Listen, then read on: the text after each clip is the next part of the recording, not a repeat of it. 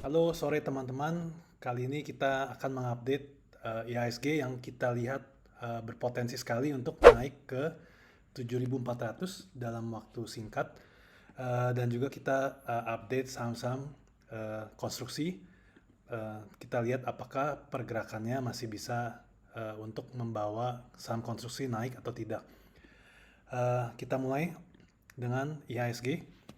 Nah, IHSG ini pada minggu lalu kita mengantisipasi bahwa kalau IHSG turun di bawah 6480 di sini, maka kita harus bersiap-siap IHSG bisa turun ke 6200. Tapi di awal Januari ini kita bisa lihat bahwa IHSG pergerakan sangat positif, jadi sempat di bawah 6600, jadi naik ke atas. Dan yang lebih baik lagi adalah di tanggal 6 Januari sempat turun tajam lalu naik di bawah naik di penutupan ya. Nah, jadi pada saat ini ESG berada di 6701. Nah, kita sekarang harus bersiap-siap, paling tidak kita antisipasi apa yang terjadi kalau IHSG menembus 6750 yang merupakan area all time high. Nah, kalau kita lihat dari teknikalnya, dengan kita melihat pola rectangle ini adalah pola istirahat 50% dari pergerakan. Jadi maksudnya adalah ini baru setengah jalan. Jadi target setelah IHSG tembus dari 6.750 adalah di sekitar di sini 7.400. Ini bisa kita lihat kalau memang melihat pola sebelumnya, ini bisa terjadi dalam waktu sebulan.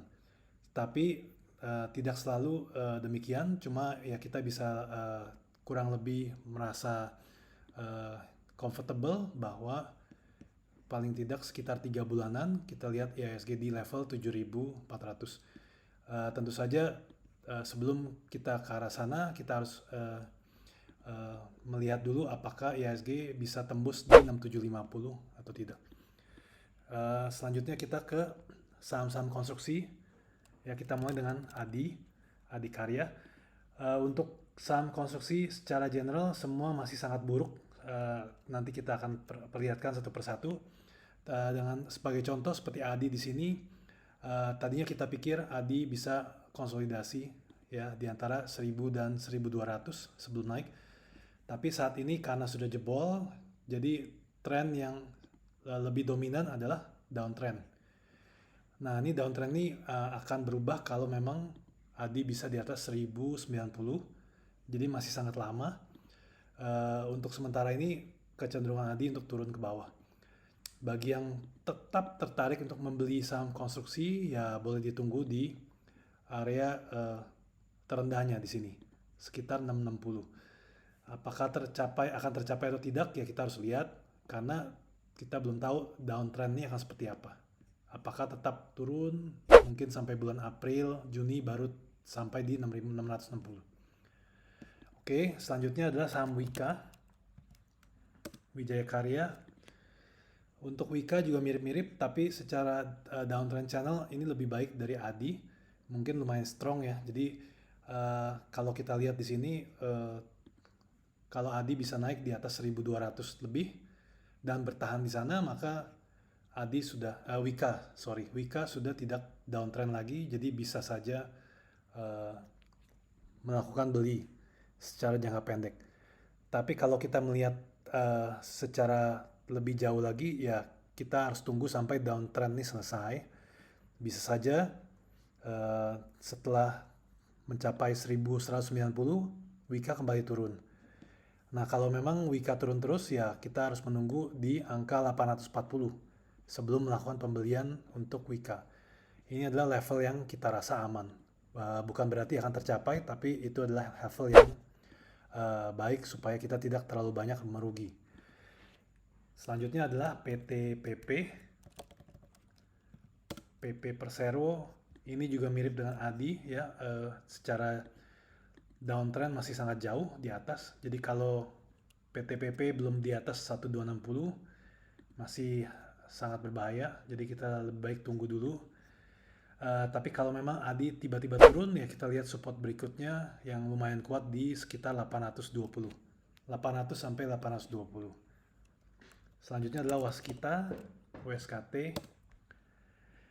WSKT kita lihat masih mencoba menyelesaikan pola ini di head and shoulder di sini.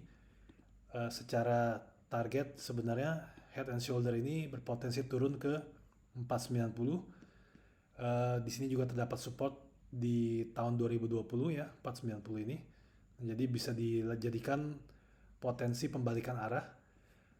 Saat ini secara jangka pendek terlihat mungkin sudah stop penurunan di 620 600. Tapi kalau memang dia naik ke 720 di sini, ada kemungkinan akan turun karena ini adalah support yang sudah tertembus. Dan turunnya juga pada waktu itu dengan volume yang lumayan tinggi di sini. Sekitar 90 juta. Sebelumnya volume di 20 juta. Jadi itu untuk sektor konstruksi pendukung lainnya kita ke WSBP, Waskita Beton. Ini sudah tembus dari support kuatnya 130. Kita tidak berharap bisa pulih dengan cepat. Jadi ekspektasinya mungkin akan konsolidasi dulu di antara 110 sampai mungkin 125. Yang harus dilihat adalah 110 juga merupakan support yang lumayan kuat di sini. Pada saat ini sempat tersentuh di September, Oktober juga. Cuma belum ada tanda-tanda reversal dari WSBP. Selanjutnya adalah WG, Wijaya Karya Gedung. Ini lebih kuat dari WSBP secara general, tapi karena tren sektor konstruksi lain sedang turun, masih turun, maka ada ekspektasi kalau memang WG tidak bisa naik di atas 195, maka trennya turun ke level berikutnya di sekitar 165 sampai 170. Ini karena ada support juga di Agustus 2021 untuk WG-nya.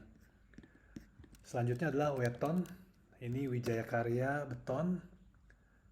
Sama juga trennya masih turun. Jangka pendek bisa turun ke 240 karena support di 266 ini sudah sempat tertembus. Tapi kalau mau lihat support kuat berikutnya di 220. Jadi sebenarnya tergantung sektor konstruksi secara general.